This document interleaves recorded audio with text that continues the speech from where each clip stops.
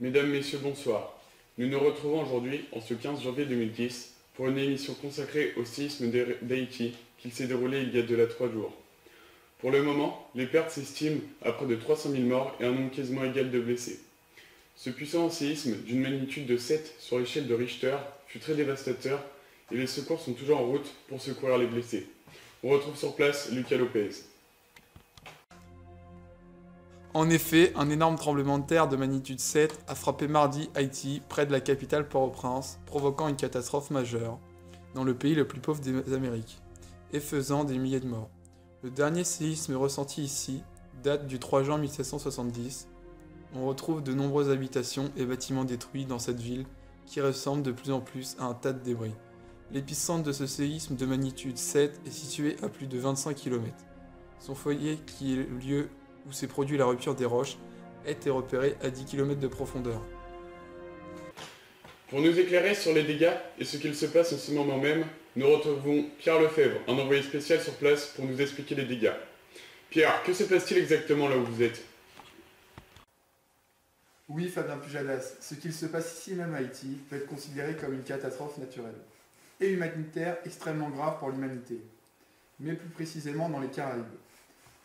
Comme on peut le constater derrière moi, la capitale de Port-au-Prince a été complètement détruite.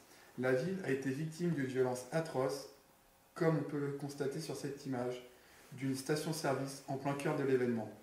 Regardez ce que le séisme a provoqué. Cette catastrophe a touché un grand nombre de personnes dans le monde.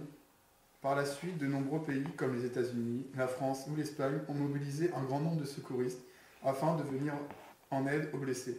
On assiste donc à une grande entraide entre pays dans le monde. Merci Pierre pour ces informations. Nous sommes ici avec Thibaut de Santos qui se trouve actuellement sur le plateau avec moi. Monsieur Santos, vous êtes sismologue et allez nous expliquer réellement ce qu'il s'est passé à Haïti il y a 3 jours. Oui, bien sûr, mais avant de vous montrer exactement ce qu'il s'est passé à Haïti, nous devons expliquer les causes, les conséquences et la nature des séismes en général. Pour cela, nous allons retrouver notre équipe dans leur laboratoire pour vous expliquer cela plus en détail. Je me trouve dans le centre de recherche sismologique de Nice. On retrouve ici plusieurs groupes de recherche qui ont pour but de mesurer et de situer les séismes dans le monde.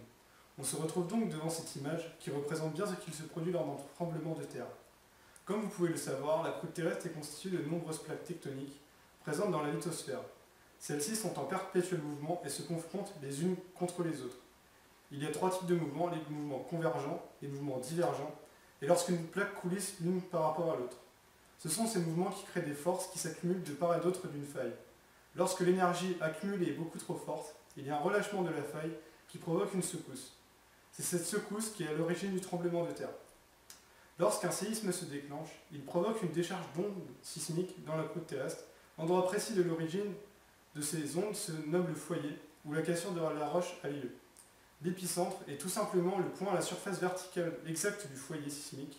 C'est également l'endroit à la surface où la violence du séisme est la plus forte dans la majeure partie des cas. On dénombre de nombreux séismes chaque année qui se font à tout instant dans le monde.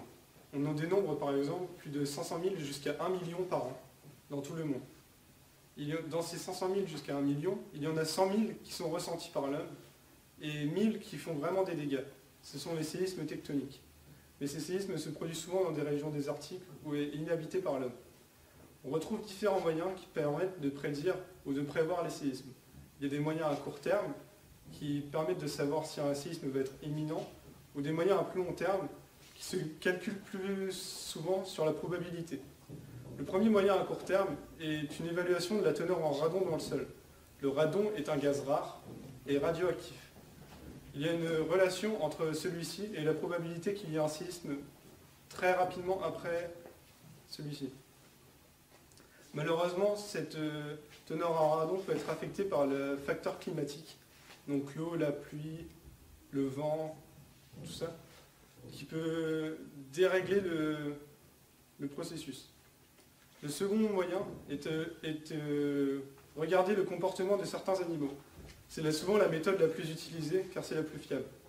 Certains animaux s'enfuient à l'approche d'un séisme. La troisième méthode, qui est une méthode à long terme, consiste à évaluer la récurrence des séismes, qui est donc sur la périodicité de ces séismes. On peut donc définir l'aléa sismique qui permet de savoir où va se passer souvent les séismes. c'est plus de la probabilité. Malheureusement, aucune de ces méthodes n'est vraiment fiable et sûre à 100%. Donc le plus souvent, on utilise plusieurs méthodes en même temps pour être sûr de la véracité de ces propos. Bonsoir Monsieur Horton. Pouvez-vous nous éclairer sur ce qui permet de mesurer les séismes? Nous allons vous expliquer comment mesurer un séisme. On les mesure grâce à des ondes sismiques. Il en existe 3 types.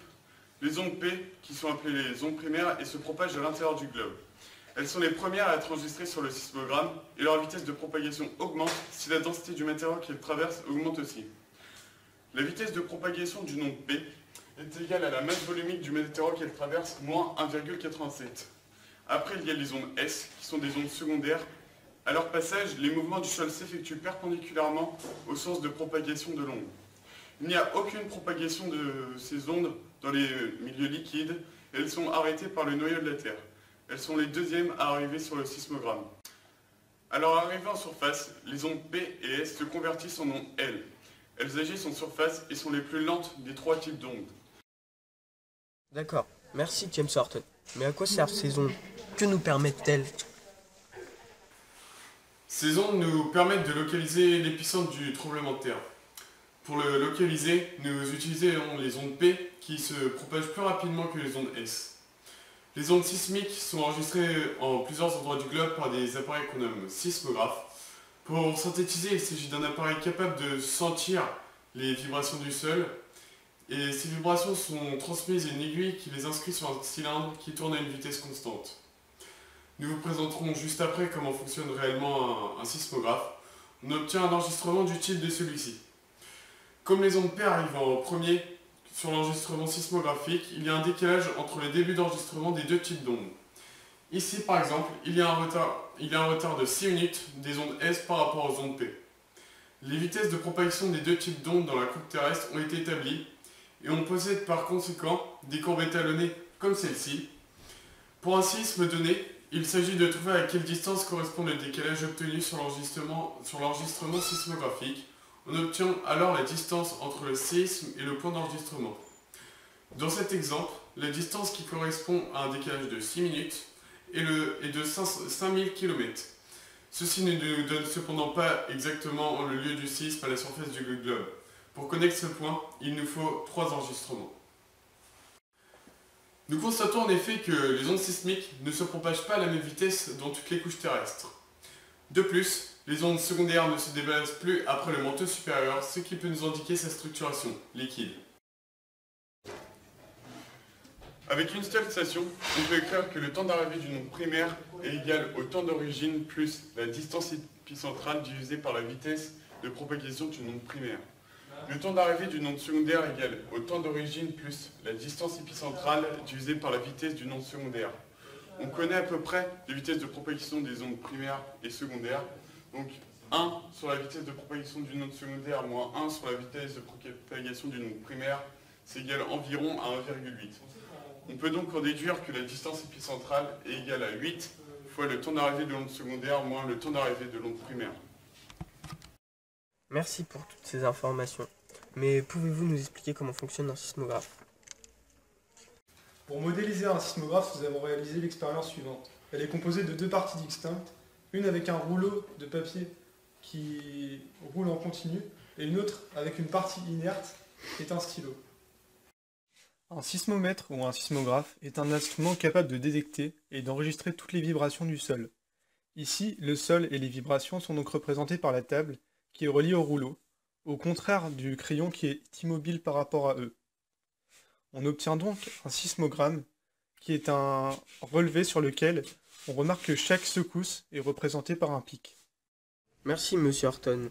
Mais quelle est l'utilité du sismographe?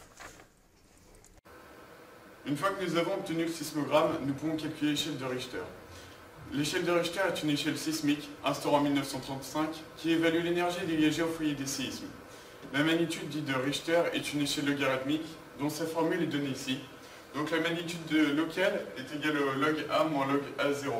Donc M c'est la magnitude locale, A l'amplitude maximale relevée par le sismographe, et enfin A0 l'amplitude de référence qui se trouve à l'épicentre. La mesure de l'amplitude se fait grâce aux ondes de volume, primaires et secondaires, à 100 km de l'épicentre. Je suis actuellement dans le centre de recherche sismologique de France à Nice avec Benoît. C'est un célèbre sismologue reconnu mondialement. Benoît est en ce moment même sur le logiciel Sismologue afin d'analyser un séisme avec beaucoup plus de précision et de caractéristiques.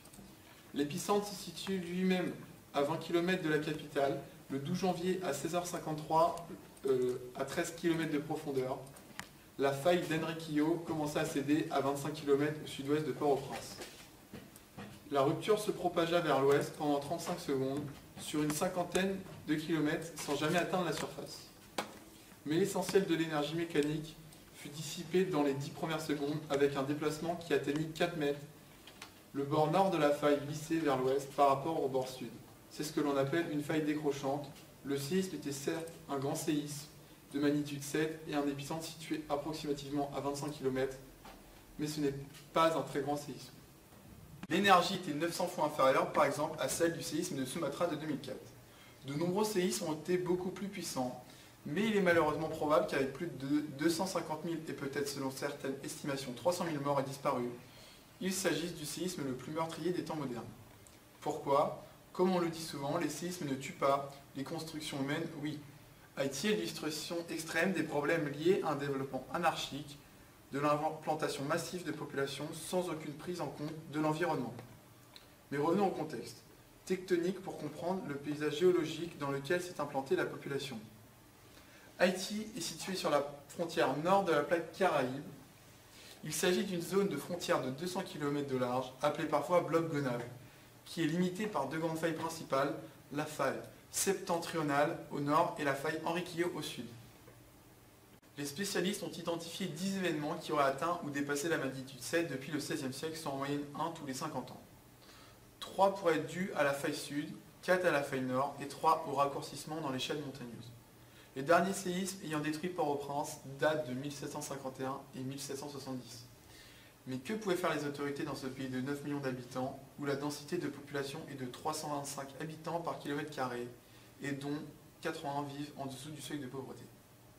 Bien sûr, techniquement, il est possible de construire de manière à minimiser le danger des séismes pour les populations. Mais dans le contexte désespéré de lutte pour la survie qui est celle du pays, il était sans doute illusoire d'attendre une véritable politique de mitigation des effets des séismes.